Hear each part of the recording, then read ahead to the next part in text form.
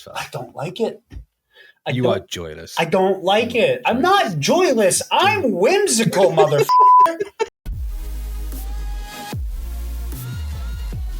Welcome back to Pro and Noob. Pro and Noob, Pro and Noob, Pro and Noob, Pro and Noob, Pro and Noob, Pro and Noob, Pro and Noob, Pro and Noob, Pro and Noob, Pro and Noob.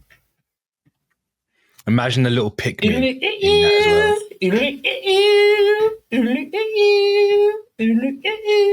Pro and Noob, Pro and Noob, Pro and Noob, Pro and Noob, Pro and Noob, Pro and Noob, Pro and Noob, Pro and Noob, Pro and Noob, Pro and Noob.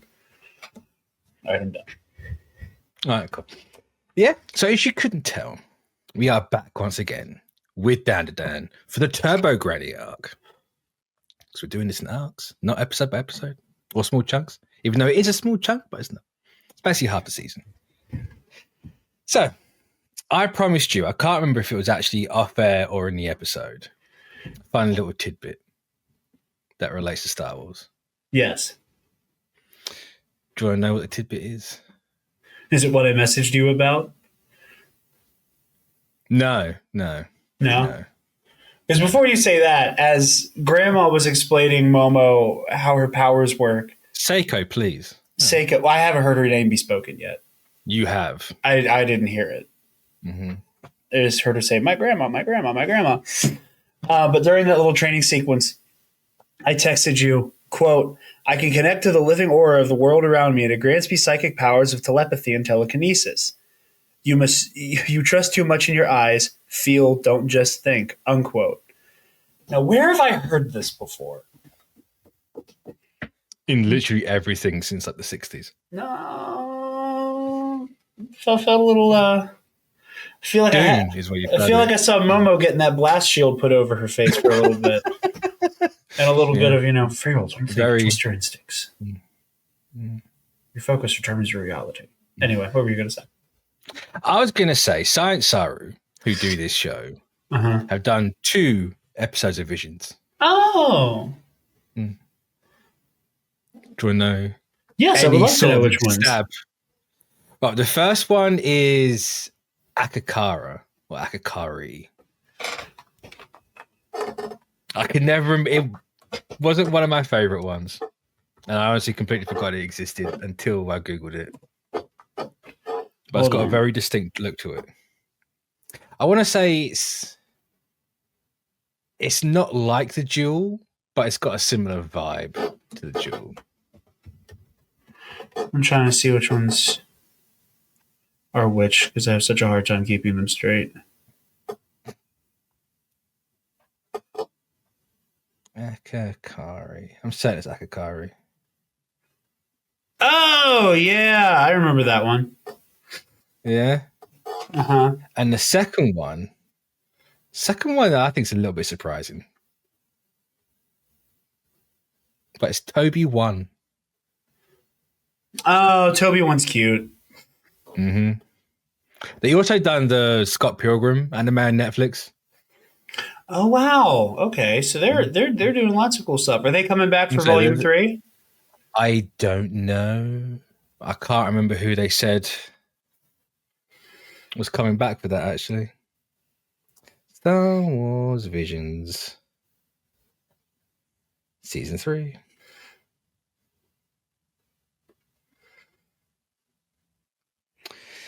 They are not, unfortunately. Shame. But I think they're probably not coming back because they're doing the Ghost in the Shell reboot for next year. I didn't realize there's a Ghost in the Shell reboot coming out. That's crazy.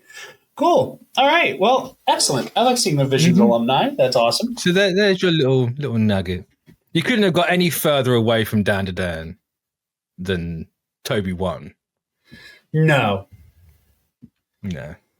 Toby 1 isn't weirdly about Toby finding his robot balls. Kintama, please. It's golden balls in Japanese. Ah. Because golden balls is slang for crown jewels. Because gold jewels. I mean, it's fun that Japan has their own version of, family jewels, crown jewels. So if you go up to someone and go like, Watashi no Watashi no kantama wa doku desu ka? And be like, where are my balls? Yeah. Cool. It's the one sentence in Japanese I can say. It's not even good Japanese. It's just like, yeah. So, yeah. the Turbo Granny arc.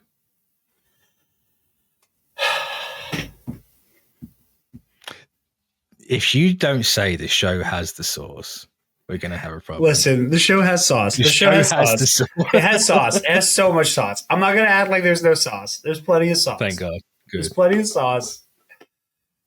I am just not in love with how obsessed this show is with this young man's balls and his dick. I don't like the... You remember... I believe this happened off air. Because we record this in the Nerd Academy StreamYard. I don't remember if it was on TNAP or this, but I played one of my favorite clips I have on hand, which is the "It's Gonna Be a Big Nut Bust" video. And I, on a whim, was like, have I shown you the full video that this comes from? That was off air. That was after Bebop, I think. Well, I couldn't remember. I couldn't remember if I played the video on air. So if any of you have a recollection of me recently playing "It's Gonna Be a Big Nut Bust" from Mitch, that was immediately followed by me force showing him the full video. And you know, he has that weird comment where he's like, and the peoples is gonna come and cut off the little boy's dick and nuts. Yes. I didn't realize I was actually looking into the future of me watching DanDaDan.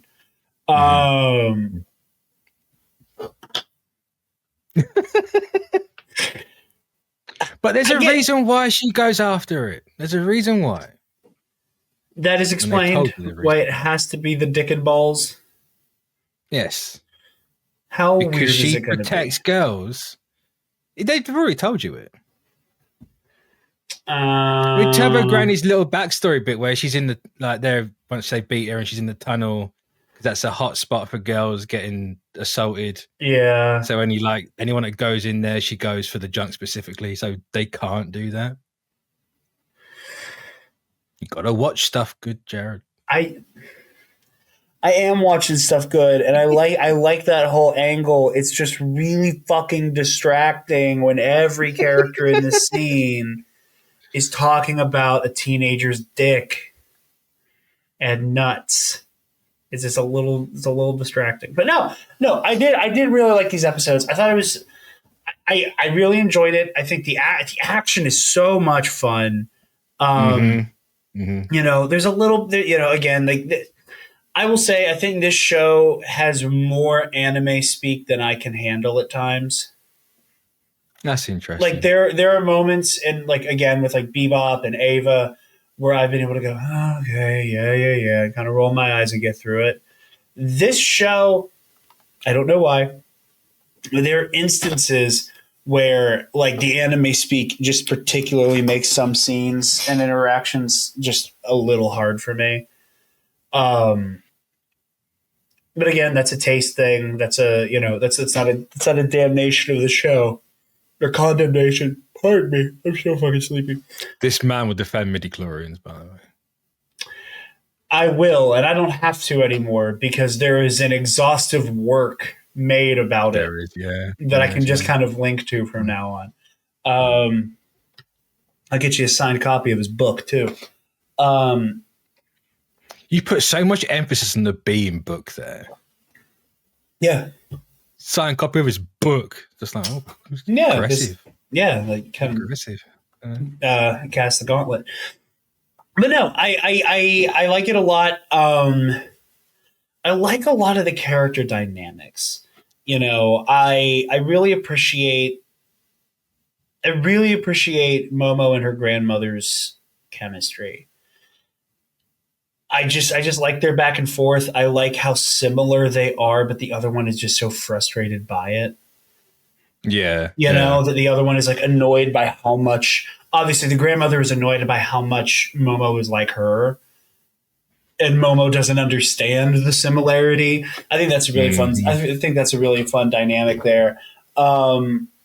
again, Ken, what was it? Okuran?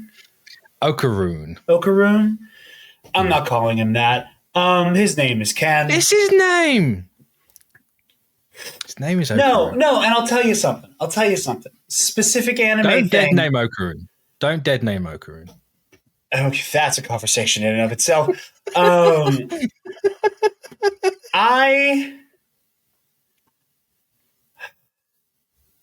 could tell you a specific moment where the anime speak was too much for me, and I had to roll my eyes.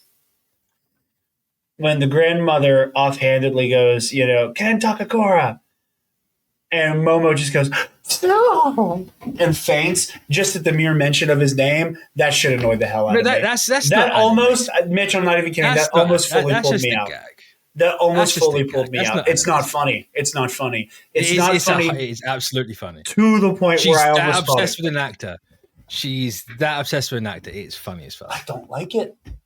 You are joyless. I don't like it. I'm not joyless. I'm whimsical, motherfucker. Do not challenge my whimsy. It's just that people who are whimsical don't call others motherfuckers. That's not true. That is true. No, it is not. Okay, Mr. Conspiracy Theorist. Where's the whimsy in that? That is a very whimsy. That is. You have an idea how much whimsy you need to believe in the Anunnaki? Yes, Alex Jones, the famous whimsical character that is. Listen, I'm not. Not all Jones. Conspiracy comes back to AJ. Okay. Most of it. Either way, it was very fun. I liked the ratcheting up of the Turbo Granny battle. One moment. Here thinking my computer's really fucking loud in my left ear. And it turns out it's just because I left the fucking charging cable in my headset. Oh. So I was like hearing it fucking charge.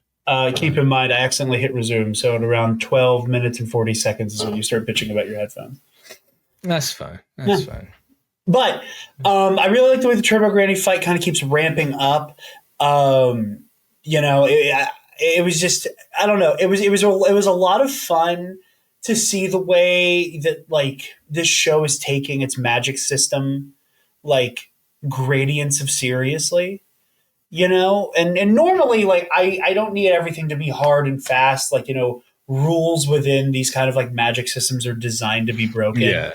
Like the only reason you say that you can't do something is so that you can come up with an insane contrivance to allow it to happen. So like I enjoyed that.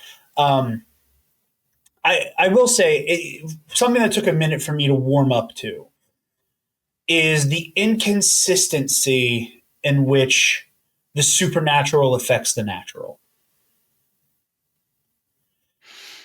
So with that, like sumo wrestler, are you referring monster, to how like the Flatswood? Yeah, I knew you were gonna say that. Yeah. No, I mean just as an example, with the sumo monster, we're seeing it rend the ground and like put them through walls and windows. But once they beat it, none of that damage is there. I think that's really interesting. And I didn't like it at first. I still don't necessarily know how I feel about it, but I've gone from I don't like it to I am interested by it. And I like the way that it's implying and kind of the way that like real world, people who believe in the supernatural, that it's like, not to make it into the Force, but like that it is like it exists around us, and that we are penetrated by it. Like, not that it binds us, if surrounds us, penetrates us, and binds us. That's the magical trio there for the Force. But like that it is around us and passing through us. And that it can affect the world in a limited way in the same way the physical kind of corporeal world can limitedly affect it. And then there are moments where it's like fully one and the same.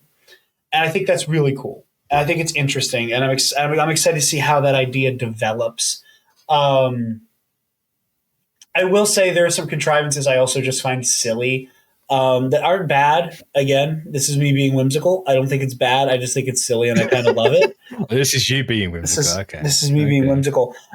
Stuff like, oh, he's a sumo wrestler, so if you make his hand touch the ground, he'll die. Wild assumption. That's the sumo rules. That is the sumo rules. But you know how Jason Voorhees wears a hockey mask? At no point if you score a goal on Jason Voorhees does he die. Sure. You know? But he's not in DanDaDan. Sure, I guess DanDaDan Jason Voorhees 8 miles away is a fucking like hockey net that you just go the puck in and then he'll just rend, you know. But I thought that was interesting. You know, Momo's like Hail Mary blitz to spill hot spring water on the bound spirit crab made me laugh really hard. Like that was hilarious. That's something. You know, because I'm sitting there and I'm like, there is no reason to assume that the laws of normal crustacean apply to this monster.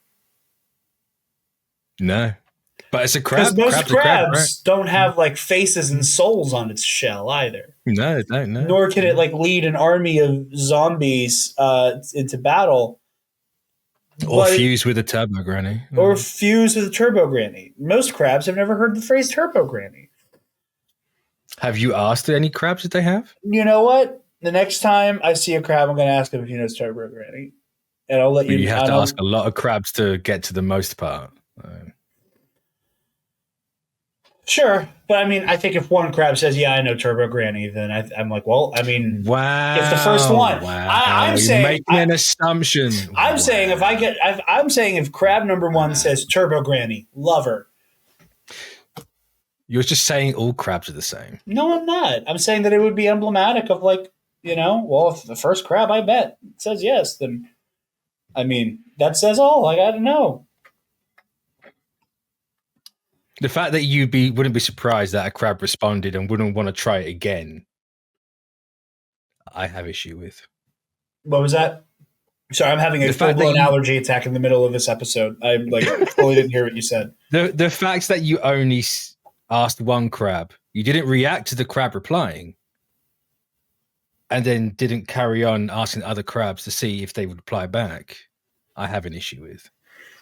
Because why would you just ask? Why would you be okay with just one crab replying? I mean, if that crab says no, I'm going to keep asking more crabs. Yeah, but like, is it just that specific crab that can reply? I don't know. We'll find out. Like, did you just happen to find the one magical crab? Who knows? Have you ever asked a crab anything? No. How do you know they're not all like that? I'm not making the assumption. No. That's a lack of whimsy on your part. No, it's not. But yeah, so I thought this that was allergy attack is because you rolled your eyes at the Ken Takakura joke. Piss off! That is, I don't know why. I got back here. I'm like, man, my throat's scratchy, and then my eyes start itching. Hold on, I'm pausing the recording again. I need to take a fucking Zyrtec. Oh, hold on. All right, we're gonna see if we can do this one more time without interruption. Shows sauce, Turbo Grady fight rules. Action is really fun. I am surprised by Okarun. I'm surprised by Okarun's power set so far. Just everything about the vibe screams like he's real fast and depressed. Berserker mode, and I was not expecting it to just be like a low yield speedster. You know, like I'm kind of surprised by that. Like I don't know, I don't know what I was expecting. I mean, I know what I was expecting. I was like, you know, I thought it'd be like a big bruiser. I wasn't expecting it to just be like small bursts of speed. But, you know, it's Turbo Granny that's like inside his shit. So it makes sense that it's all super speed. Do you know something really funny? What? No one can see the transformation. Unless you're like actually in tune with the spiritual stuff, no one can see it. Oh, on him? Oh, I figured because they couldn't see Turbograde, so I assumed that whenever he was going super fast, that they just saw like. You're literally just seeing this small little glasses dweeby kid carrying this small girl, going insanely fast. Yeah, ridiculously fast, ridiculously fast. But no, I think that's again. I like the what we see, what we don't see, what we're in tune with, what we believe in. I think that's an interesting conceit, and I'm enjoying it. And I will say, I really do like these characters a lot so far. I really do, and I think the main issue I'm having so far, which again I'm sure I'll get over with time, is there's instances of anime speak, and there's instances of like just plot contrivance that the moment I'm like really loving these characters, it gets kind of lost. Like what? And for example, the end of the 4th episode of the show, the 3rd episode I watched today, that is this goodbye or is this goodbye? Mm-hmm. That was such an amazing moment. And I even liked how long they took to mull over it. But the fact that, and again, I don't even mind the, am I being too overbearing? Am I being too much? Am I up their ass? Am I I don't even mind that in theory. But the fact that like every little thing was accompanied by some act of overthinking, I was like, I spent so much of that episode being like, oh my God, like they're going to like not be friends for like 3 episodes over the dumbest fucking shit. And like, just kind of bracing to take 18 steps back. And I was pleased with the fact that that's not how it ended. I quite liked how that episode ended. Because what I was really afraid of was once the other girl, who I think we're going to see more of, because I'm pretty sure I saw her in the opening. Whenever she like bumps into Ken Takakura and she has that like, oh my God, I'm so sorry, da da da, and then Momo hears the I love these like stringing little freaks like him around, little fucking dork. I was really worried that was going to be like Momo saw him have one interaction with another girl and gets really weird and possessive over him. And then for the next 3 episodes, it's going to be like, idiot Shinji! And I'm going to want to fucking put like a fucking nail gun in my face. Because again, cutting you off on Evangelion was the wrong choice, I fear. Oh my God, no, dude! Because I thought any minute now, Asuka's gonna fucking chill out, and she never does. And like, there was a part of me that was like, prepare. I sound so disgusting. I apologize. And I was fully prepared for Momo to have like a whole arc of hating him. Because, he's this weird little awkward guy. I like his awkwardness. I like that is such a thing for him, that like he is so unassured. I made a joke to you that like Ken and Shinji Ikari are probably on the same incel forum.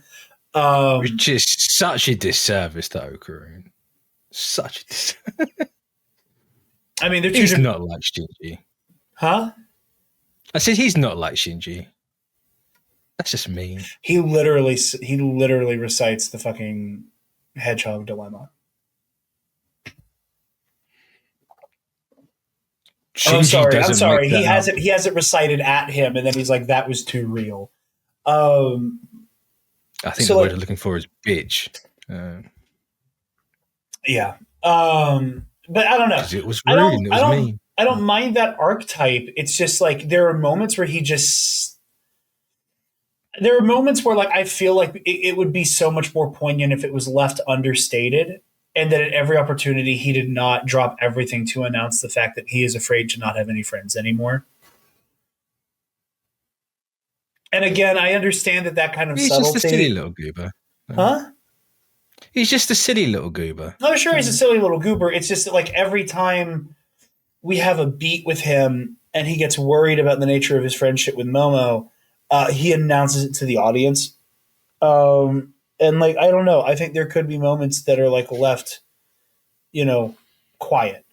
I think there could be more quiet moments for him that, like, would make the arc a little bit more I'm resonant. trying to think when he does that.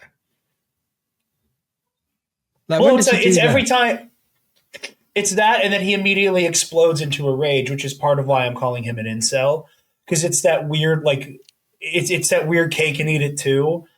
Of I just wish somebody would let me be vulnerable about my emotions and not make me bottle it up. And then the moment he lets it out, and somebody's like, "Yeah, but like what you said is also really toxic," and to like have an emotionally honest conversation, you got to be able to accept that, like, you kind of are not doing great either.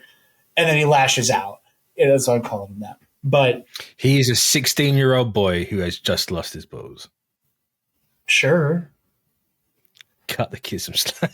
I'm cutting him all the slack. I'm just also I'm doing little gifts and gabs, okay? But yeah, no, but I really do love these characters. The anime speak gets in the way a little bit here and there, but I am really liking these characters. I'm having a lot of fun with this show. And it does not hurt that I get to hear that fucking banger every episode. There's not a soul alive who doesn't like that. There's crack in it. Mm-hmm. There's sonic crack in the theme song. I think I had that on repeat one day for like 100 times. It just wasn't off one day. Maybe a week. It was just on constant loop. I don't blame you. It was just like dopamine. Dopamine, dopamine,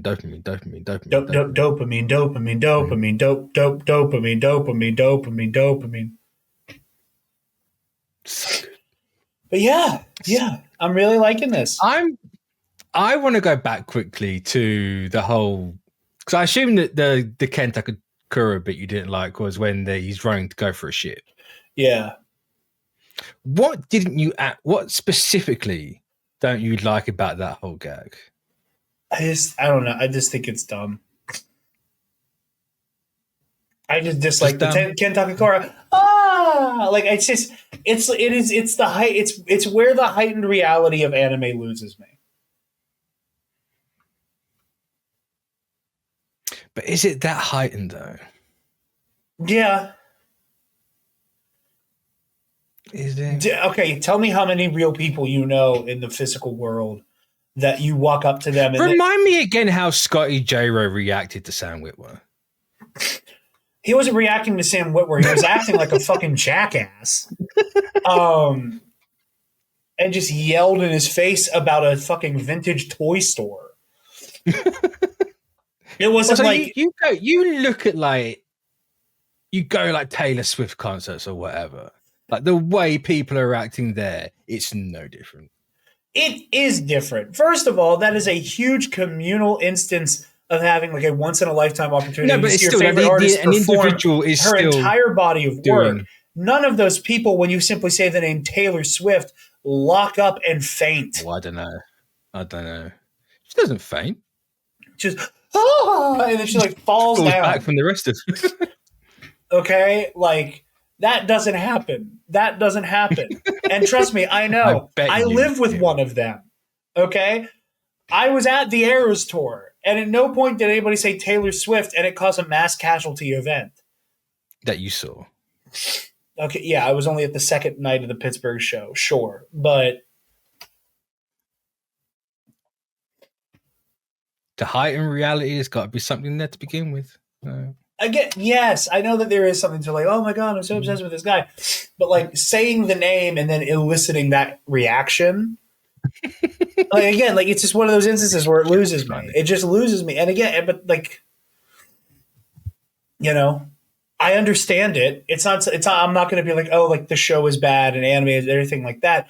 It's just one of those things where it's like I can say as a taste thing, these are like instances like that are one of the things that has kept me from fully appreciating anime in the past, and I think it will continue to be like a sticking point for me as like as a trope and just a thing that I'm like, okay, whatever, let's keep moving because this is fucking dumb. We'll wear him down. It's fine. But He'll yeah, become numb. other than that, I'll wash my eye out, bro. I got something in my eye. I'm fighting for my life over here. I can tell. Never ever doubt how dedicated I am to making this show happen. I appreciate it. Mitch knows the oral incident I had to fight through to record once. That we will not recount the story of on air because it was fucking repulsive. But I'm blanking. I'll remind you after the show. But yeah. This is good stuff. This is good stuff.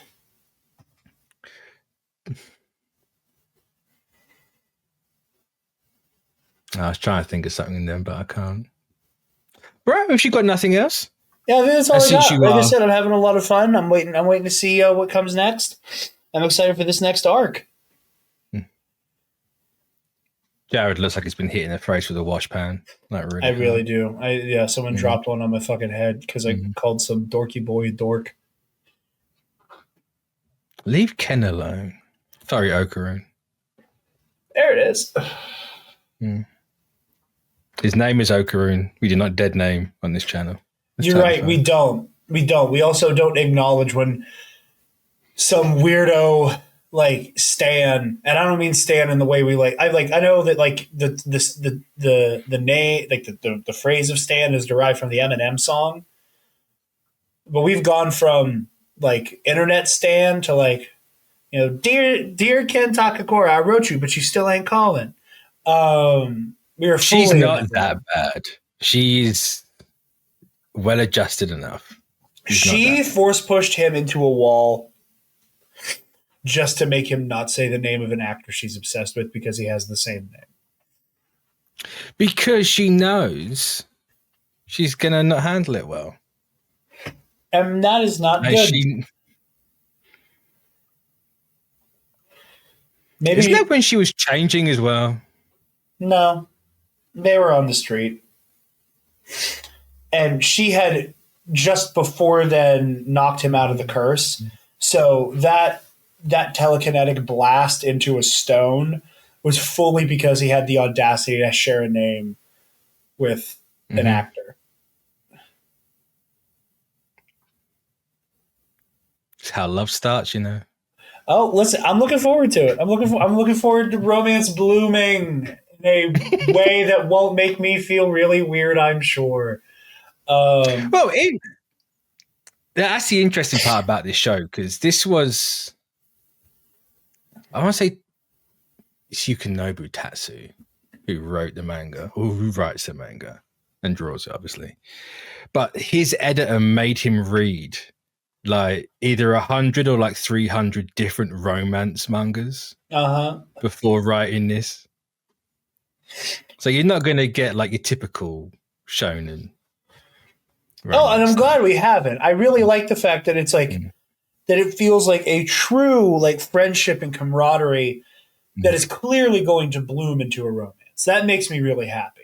I just, you know, in the meantime, the anime speak moments I struggle with. But time will tell. Time will tell. Like I said, we're having a good time otherwise. Time will tell. But we will catch you next week for the next arc. I won't tell him what the arc's name is. The Balls arc. No, but that's essentially the name of the saga. That this is. You're not far off. The Testa Saga? It's called the Kintama Hunt. Man, I saw the episode description. I didn't even read the full episode description. I just saw like the hunt for Okukan's organs. And I was like, Okarun, whatever, man. You don't That's racist. I resent the fact that she's not calling him Ken. I think that's stupid. And I don't like his Shinji Ikari-esque self-loathing allowing for it either. The Okarunes, the hunt for Okarune's organs, and I was like, oh my god. His banana organ. No, there it is. And you shamed me for saying that banana didn't necessarily mean what it meant. What? But the show calls it banana. Which is funny. Mm. It is a little funny. I will give it that ground. It's very fucking funny. But anyway, I like it a lot. I'm having a lot of fun. If you weren't like dribbling snot out of your face, you would. I'm not. I'm honestly not dribbling snot out of my face. My nose is fully stuffed, and my eyes are watering so bad I can't keep my glasses on. I have not had an allergy attack this bad in a very long time, and I have no idea where it's coming from. No, but we will catch you next week. So follow all the stuffs, like, comment, subscribe. Go follow Jarod on the Nerd Academies, on the Teen Apps. When's your next one out? Monday, did you say? I mean, the one that I recorded last night on day of recording will be out on the 6th. But yeah. So it'll be soon. So go watch that. Yeah, go catch the Nerd Academy and everything. Yeah. Yeah. I keep forgetting that we're about to be increasingly like further along, way ahead of what we're doing, because we're going to be doing all of this so close to each other that like going, oh, hey, check this out when it's on its way is going to mean nothing. No. Just go watch the Nerd Academy. Yeah, just subscribe to the Nerd Academy podcast. I'm not like this all the time.